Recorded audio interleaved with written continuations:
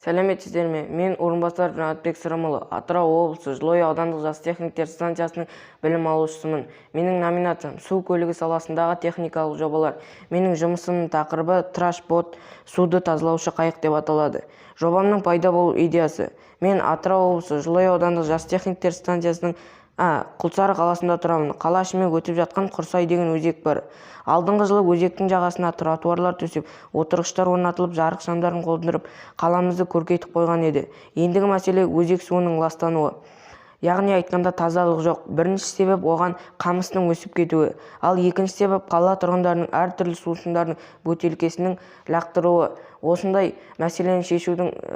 мәселені шешу жолында мен осындай роботтық техниканы құрастырған болатынмын. Ал өзекте үлкен техникалар жүре алмағандықтан мен оның көлемін кішірейтіп жасауды жөн көрдім. Жобамның мақсаты робот қайықпен суды ластауыш заттардың барлық түрлерін, соның ішінде қалқып жүретін заттардың барлығын оларды жинап, өзектің тазалығын сақтайды. Әрбір тұрғын бос уақытында үйде отырып, өзектің жағасындағы роботтық техниканы интернет арқылы басқарып, қаланың тазалығына үлес қосуына болады. Нарықтық талдауға келсек, шетелде 10 шақты жыл болды, бұндай жобалар жүзеге асырылып жатыр. Кең көлемде қолданыста болмаса да, стартаптар, прототиптер жасалынып жатыр. Мысалы, голландиялық компанияның Басте Шарк деген ақш-тың Чикаго қаласындағы трэш робот жобасы. Индия, Қытай елдерінде де осындай Океан Альфа тағы да басқа техникалар бар. Және Ресейде де осындай өзен көлдерді тазалайтын техникалар жабдықталған.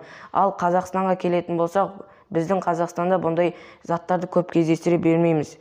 Қайықтың функционалдық құрылымына келетін болсақ, 22-12 көлеміндегі 1000 киловаттық электрқозғалтқыш және 1 дюймдік винт, 30 амперлік жылдамдық реттегіш, 2 дана 9 граммдық серво мотор және 7-де 4 вольттық аккумулятор, 6 каналдық радио қабылдағыш орналасқан және радио таратқыш пульті де бар. Камера, монитор, олардың яғни айтқанда радио қабылдағышы мен таратқышы және жиналмалы антенна орналасқан.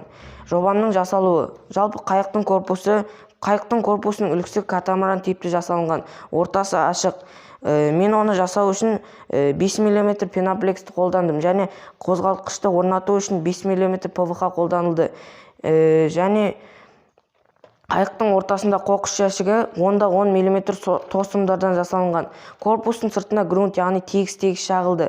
Акрилді бояулармен боялынған болатын. Алдыңғы бөлігінде қозғалмалы күрекке торсымдар қолданылды. Қайықтың жұмыс жасауы. Қайық өздігінен және адамның минималды араласуымен жұмыс істей алады. Көруге мүмкіндік беретін панорамалық камерамен және электрқозғалтқышпен жабдықталған. 50-60 метрге дейінгі радио таратқышпен жұмыс істей алады. Жалпы қайықты алатын болсақ, 1 сағатта 1,5-2 килограммға дейін қоқысты тазартады. Осылайша, 1 аптада 10 килограммға дейін қоқысты тазартса, жылына 1 тоннаға дейін қоқысты тазарта алады. Біз осы жасаған жұмысымызды прототипке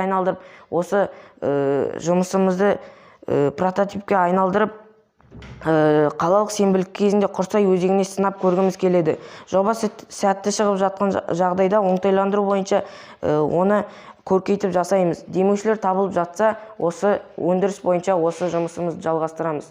Практикалық жұмысты қарап отырсаңыздар.